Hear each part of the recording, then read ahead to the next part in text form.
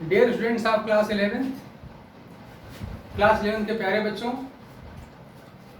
आज हम लोग एक बहुत ही इंपॉर्टेंट टॉपिक अपना लेकर शुरू कर रहे हैं। जैसा कि हम लोग को सिलेबस दिया गया है गवर्नमेंट द्वारा, तो उसमें एक टॉपिक है रिडॉक्स रिएक्शन।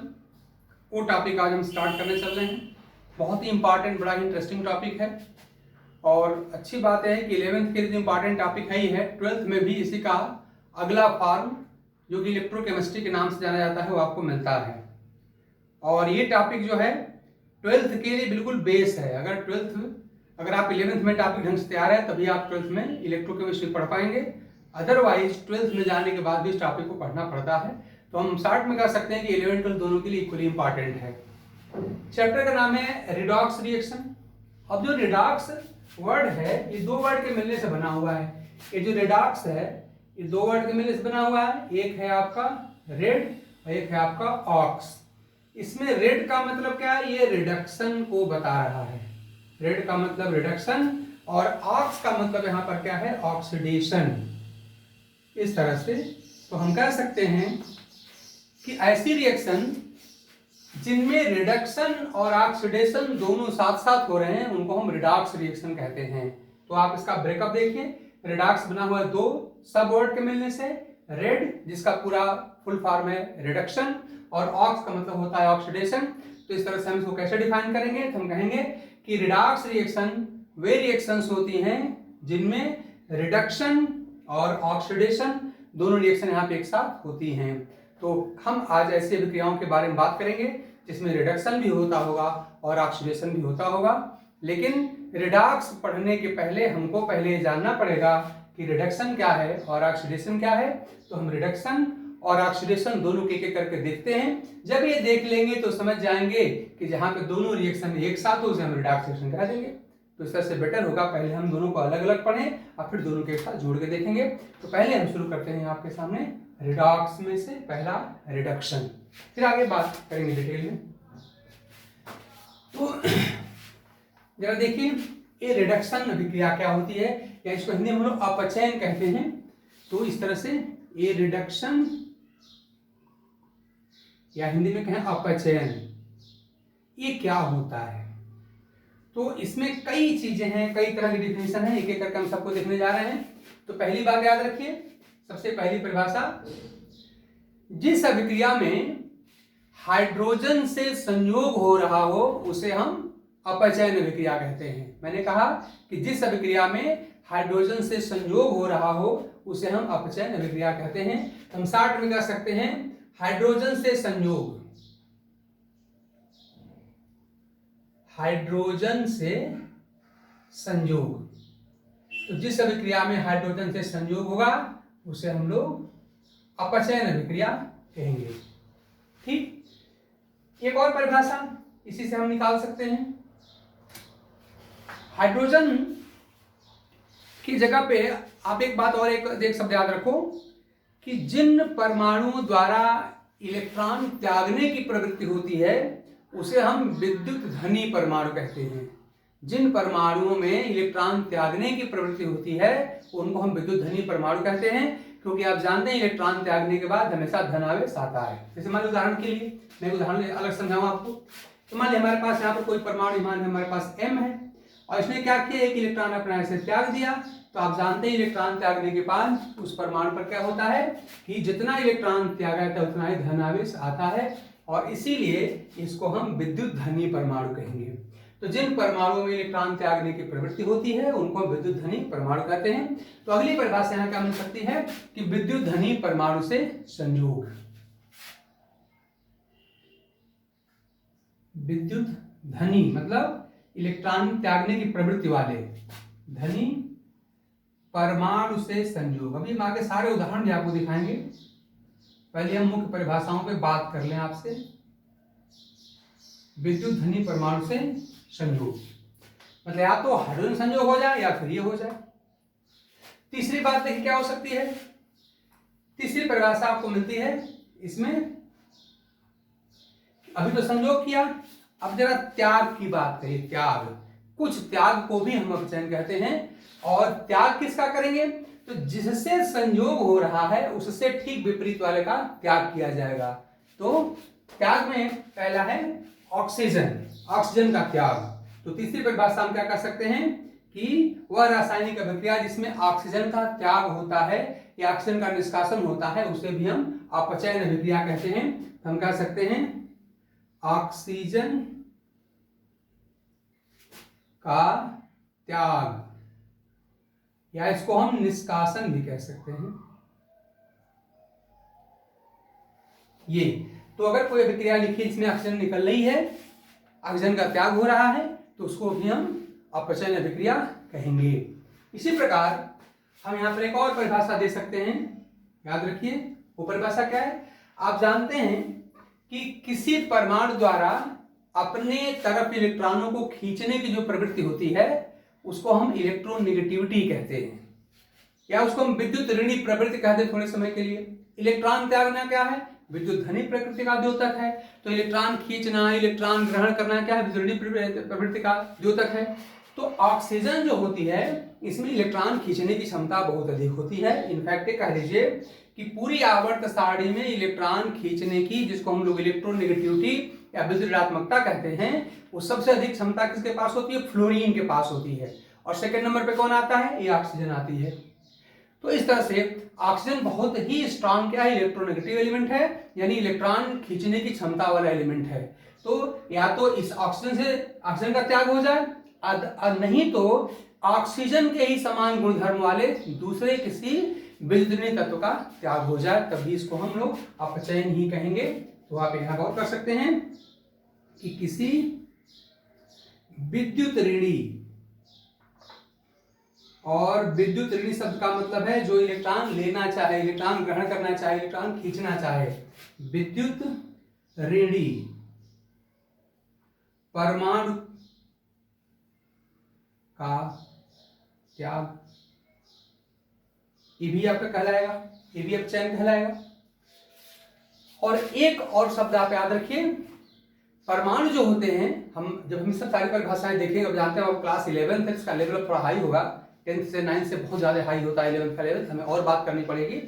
तो ऐसे ही अगर किसी अभिक्रिया में कोई परमाणु अगर इलेक्ट्रॉन ग्रहण कर रहा है, इलेक्ट्रॉन ले रहा है, तो उसको भी हम लोग अपचयन कहेंगे। तो आप यहाँ पर इसकी एक इलेक्ट्रॉनिक परिभाषा भी दे सकते हैं, वो है इलेक्ट्रॉन का ग्रहण करना, गेन ऑफ इलेक्ट्रॉन, हिंदी अंग्रेजी में कहते हैं, सामान्य भाषा में गेन ऑफ इलेक्ट्रॉन, यानी इलेक्ट्रॉन की प्राप्ति, यानी इलेक्ट्रॉन की प्राप्ति, जिसमें इलेक्ट्रॉन मिल रहा हो, इलेक्ट्रॉन जुड़ रहा हो, या इलेक्ट्रॉन ग्रहण किया जा रहा हो, उसको भी हम यहाँ पर अपचयन अभिक्रिया कहते हैं। ठीक है, प्राप्ति या ग्रहण इसको भी कहा जाता है। और इसी प्रकार से आगे चल करके हम आपको इसी टॉपिक में बताने वाले हैं जो बहुत ही जरूरी, बहुत ही इंपॉर्टेंट चीज है, उसको हम कहते हैं ऑक्सीकरण संख्या। अभी हम निकालना आप बताएंगे और निकाल के हम देखेंगे कैसे निकाला जाता है। तो जो ऑक्सीकरण संख्या होती है, अगर सामान्य भाषा में कहते हैं, एक बात समझ लो कि परमाणु पर जो आवेश होगा किसी कंपाउंड के अंदर या किसी आयन के अंदर, उसी आवेश को हम यहाँ पर कहेंगे ऑक्सीकरण संख्या कहेंगे। तो आप जानते हैं आवेश दो प्रकार के होते हैं, धनात्मक भी होते हैं और आवेश ऋणात्मक भी होते हैं। तो इस प्रकार से ऑक्सीकरण संख्या और कुछ नहीं है, सिंपली क्या है, charge on the atom of compound और आयन। किसी कंपाउंड या आयन के जो परमाणु हैं, उन परमाणुओं पर जो आवेश होता है, उसी आवेश को हम कहते हैं ऑक्सीकरण संख्या। डिटेल में सारी बात आगे करेंगे। तो वो दो प्रकार की होती है, धनात्मक और ऋणात्मक होती है। तो जो धनात्मक जो ऑक्सीकरण संख्या है उसमें कमी अगर आती है, अगर किसी रिएक्शन के दौरान, किसी रासायनिक परिवर्तन के दौरान अगर किसी परमाणु के ऑक्सीकरण संख्या में अगर कमी आती है, तो उसको भी अपचयन कहा जाता है। तो इसको लिख रहे हैं, हालांकि ऑक्सीकरण संख्या की बात आगे क्लियर होगी, उसका एक कुछ नियम होता है, निकालने के रूल होते हैं, वो रूल और सारे तरीके एग्जाम्पल से आपको डिटेल में हम बताने वाले हैं, अभी यहाँ पर लिख के छोड़ते हैं। तो हमारी अगली परिभाषा क्या हो जाएगी, वो हो जाएगी धनात्मक, मतलब पॉजिटिव ना, धनात्मक ऑक्सीकरण संख्या।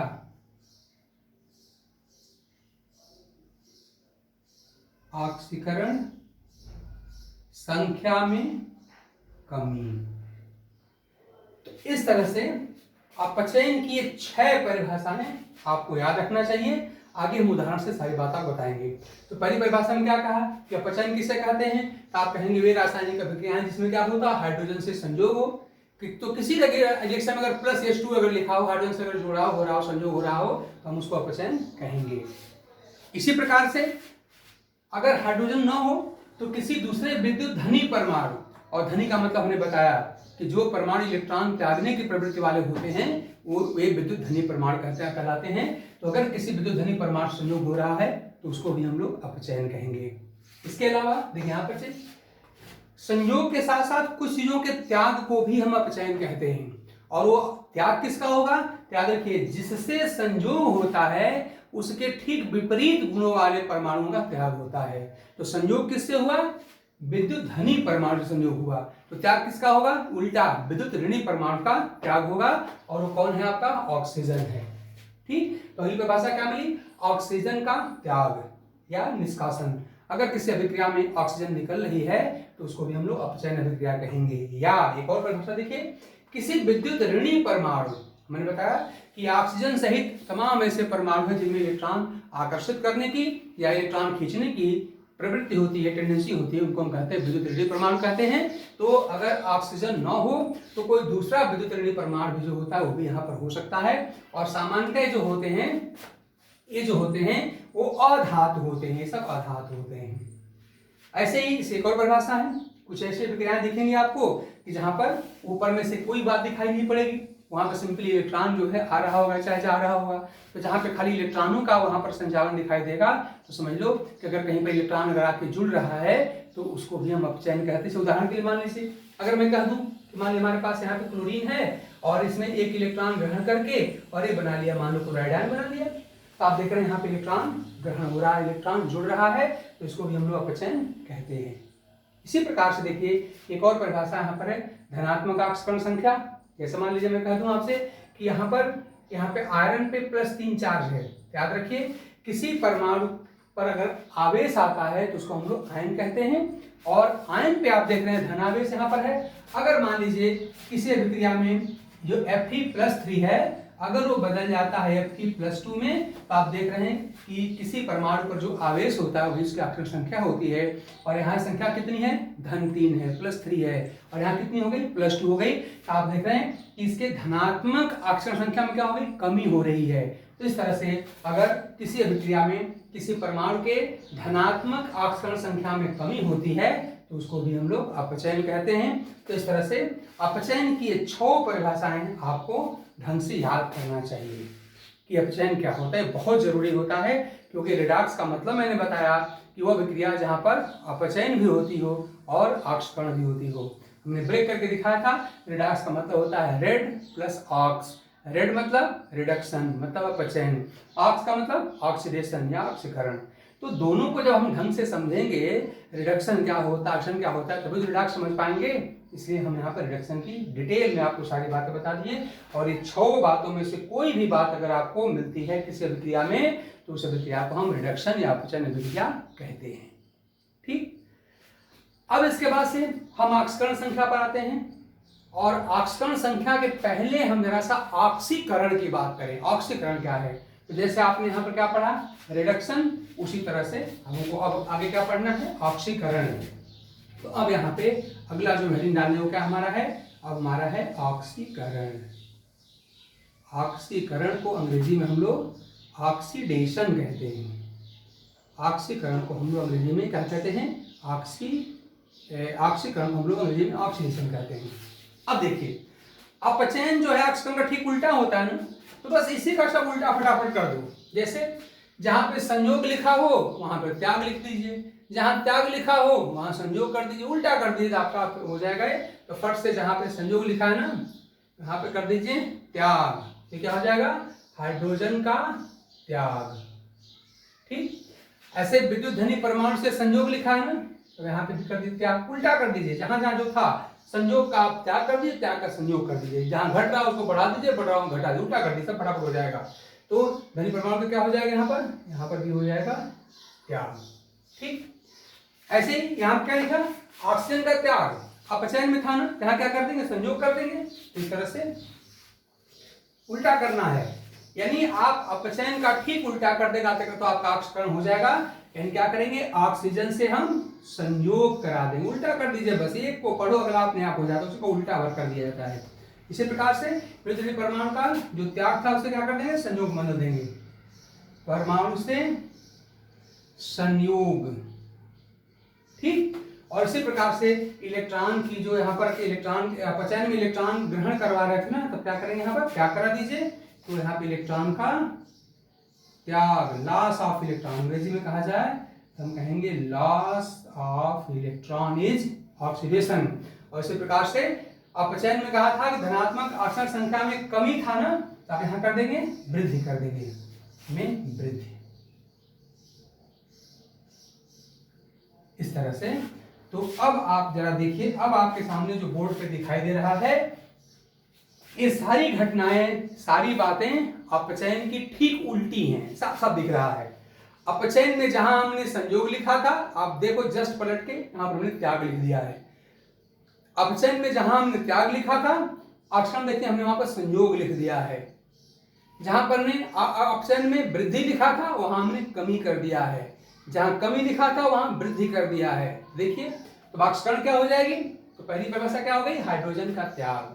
यानी जिस रासायनिक अभिक्रिया में हाइड्रोजन का त्याग हो रहा हो, हाइड्रोजन का निष्कासन हो रहा हो, उसको भी हम ऑक्सीकरण संख्या कहेंगे। इसी प्रकार अगर हाइड्रोजन ना हो तो दूसरा कोई विद्युत धनी तत्व होना चाहिए, कोई इलेक्ट्रॉन जो क्या करना हो, त्यागने वाला परमाणु हो, उसको हम कहते हैं विद्युत परमाणु, तो उसी का यहाँ पर त्याग हो जाना चाहिए। ये भी आपका ऑक्सीकरण होता है। अगली परिभाषा क्या है कि अब संयोग की बात करिए, तो संयोग किसका होगा, तो ऑक्सीजन से संयोग हो जाए। यानी वे सारी रासायनिक अभिक्रियाएं जिनमें ऑक्सीजन जुड़ती है, ऑक्सीजन संयोग होता है, वो भी कहलाती है ऑक्सीकरण संख्या। इसी प्रकार अगर ऑक्सीजन न हो तो ऑक्सीजन के गुण धर्म वाला, और ऑक्सीजन का गुण धर्म क्या है कि उसमें इलेक्ट्रॉन ग्रहण करने की प्रवृत्ति होती है, उसमें इलेक्ट्रॉन आकर्षित करने की प्रवृत्ति होती है, यानी वो विद्युत ऋणी तत्व होता है ऑक्सीजन। तो अगर वो ना हो तो उसी के गुण धर्म और दूसरा कोई परमाणु आ जाए, यानी कि किसी विद्युत ऋणी परमाणु से संयोग को भी हम ऑक्सीकरण कहेंगे। और इसी प्रकार अगर किसी अभिक्रिया में इलेक्ट्रॉन का त्याग हो रहा है तो उसे हम ऑक्सीकरण कहते हैं। जैसे मान लीजिए मैं कहूं मेरे पास सोडियम परमाणु है, इसने एक इलेक्ट्रॉन का यहाँ पर त्याग कर दिया, और त्याग करने के बाद ध्यान में धनावेश आता है, तो अगर कोई रिएक्शन लिखी हुई है उसमें लग रहा है कि इलेक्ट्रॉन का निष्कासन हो रहा है, इलेक्ट्रॉन का त्याग हो रहा है, तो उसे भी हम ऑक्सीकरण अभिक्रिया कहते हैं। और इसी प्रकार अगली परिभाषा में साफ साफ दिखाई दे रहा है कि अगर धनात्मक ऑक्सीकरण संख्या में वृद्धि हो रही है तो उसे भी ऑक्सीकरण संख्या कहते हैं। जैसे मान लीजिए कि किसी अभिक्रिया में अगर मान लो यहाँ पर कॉपर है Cu, इस पर 1+ आवेश है, और अभिक्रिया के दौरान ये जो कॉपर इस पर 2+ आवेश आ जाता है, तो इसका मतलब देखिए धनात्मक जो आवेश है, जो धनात्मक ऑक्सीकरण संख्या उसमें वृद्धि हो गई, तो इसको भी हम लोग ऑक्सीकरण संख्या कहेंगे। तो इस तरह से ये 6 कंडीशन जो होती हैं, ये 6 कंडीशन आपके ऑक्सीकरण के लिए होती हैं। तो इसको देख के घबराने की जरूरत नहीं है, संख्या देख के डरने की जरूरत नहीं है, किसी एक को ढंग से समझ लो। जैसे मान लिया आपने अपचयन पढ़ लिया, तो अपचयन को पढ़ लिया, इसको समझ लिया, तो उसी का बस उल्टा करते चले जाओ तो आपका ऑक्सीकरण होता है। जैसे मैं पहला पॉइंट लूं, क्या क्या दिखाई पड़ रहा है, हाइड्रोजन का त्याग। तो अगर हाइड्रोजन का त्याग यहाँ पे ऑक्सीकरण है तो अपचयन क्या हो जाएगा, इसका उल्टा कर देंगे, हाइड्रोजन का ग्रहण कर देंगे, तो हाइड्रोजन से संयोग जो हो जाए वही हो जाएगा, आपका अपचयन हो जाएगा। इसी प्रकार देखिए विद्युत धनी परमाणु का त्याग अगर ऑक्सीकरण है, ठीक, अगर विद्युत धनी परमाणु का त्याग ऑक्सीकरण है तो अपचयन क्या होगा, जो तो त्याग को क्या कर देंगे आप लोग, ग्रहण कर दीजिए, तो विद्युत धनी परमाणु का संयोग या ग्रहण करना क्या हो जाएगा, अपचयन हो जाएगा। इसी प्रकार से आपने कहा ऑक्सीजन से संयोग अगर ऑक्सीकरण है तो अपचयन क्या हो जाएगा, इसका निष्कासन, इसको बाहर निकालना। तो इस तरह से ऑक्सीजन से संयोग को अगर हम कहते हैं ऑक्सीकरण, तो ऑक्सीजन के निष्कासन को हम क्या कह देंगे, अपचयन कह देंगे। इसी प्रकार से अगर किसी विद्युत ऋणी परमाणु से संयोग को अगर हम ऑक्सीकरण कह रहे हैं तो उसी के निष्कासन को हम क्या कह देंगे, हम अपचयन कह देंगे। इसी प्रकार से आप कह रहे हैं इलेक्ट्रॉन का त्याग अगर ऑक्सीकरण है तो इलेक्ट्रॉन का ग्रहण करना क्या हो जाएगा, अपचयन हो जाएगा। और ठीक इसी प्रकार से अगर धनात्मक ऑक्सीकरण संख्या में वृद्धि अगर ऑक्सीकरण है तो धनात्मक ऑक्सीकरण संख्या में कमी को हम कहते हैं अपचयन। तो इस तरह से आपको मैंने दोनों को करके दिखा दिया, बस एक को ढंग से समझ लो उदाहरण सहित, और उसी का ठीक उल्टा अगर करते चले जाएंगे तो अगला हो जाएगा। यानी अगर आपने आक्षेपण को ढंग से याद कर लिया तो उसी का उल्टा करते चले जाइए तो ही आपका वचन हो जाता है। तो इस तरह से हम तमाम ऐसी अभिक्रियाएं देखेंगे जिसमें किसी में खाली आक्षेपण हो रहा है तो कहीं खाली अपचयन हो रहा है, वो अलग की बात है। लेकिन हम इस टॉपिक में जो पढ़ने वाले हैं, हम लोग ऐसे अभिक्रियाएं पढ़ेंगे जिसमें क्या होगा, आक्षेपण भी होगा और अपचयन भी होगा, रिडक्शन भी होगा और ऑक्सीडेशन भी होगा, तभी उसको रिडॉक्स रिएक्शन कहेंगे। तो इस तरह से इन सारी अभिक्रियाओं को हम आगे डिटेल में देखने वाले हैं। लेकिन इसके आगे जो हम बहुत इंपॉर्टेंट बात पढ़ने वाले हैं उसको हम कहेंगे ऑक्सीकरण संख्या। तो वो ऑक्सीकरण संख्या पहले पढ़ना बड़ा जरूरी है, और इस ऑक्सीकरण संख्या को हम अगले वीडियो में आपको पूरा का पूरा डिटेल में पढ़ाएंगे, समझाएंगे, उदाहरण देंगे। तो अभी आप लोग इसको पहले कि रिडॉक्स रिएक्शन क्या होती है, मैंने शुरू में बता दिया था कि जिन अभिक्रियाओं में रिडक्शन और ऑक्सीडेशन दोनों साथ साथ होता है उसे हम रिडॉक्स रिएक्शन कहते हैं, परिभाषा हो गई। फिर हमने अलग से बता दिया कि रिडक्शन क्या होता है, एक नहीं मैंने 6 परिभाषाएं दिया है, आपके एनसीईआरटी बुक में 6 नहीं है, फिर भी हमने आपको एक्स्ट्रा बताया है और आपको एक्स्ट्रा जानना चाहिए। तो आपसे हमने उसकी 6 परिभाषा रिडक्शन की दिया, 6 परिभाषा हमने ऑक्सीडेशन की दिया, दोनों को हमने कंपेयर करके दिखा दिया, उदाहरण दिखा दिया। इनको ढंग से आप लोग पढ़िएगा और याद करिएगा, समझ के याद करिएगा। और ये जब ढंग से हम समझ लेंगे, याद कर लेंगे, तभी हम चैप्टर को आगे पढ़ पाएंगे। तो ढंग से इसको आप लोग पढ़ेंगे और अगली वीडियो में हम आपको ऑक्सीकरण संख्या का डिटेल उदाहरण सहित हम करके दिखाने वाले हैं। तो तब तक के लिए आप पढ़ते रहिए, खुश रहिए, सुरक्षित रहिए। Thank you.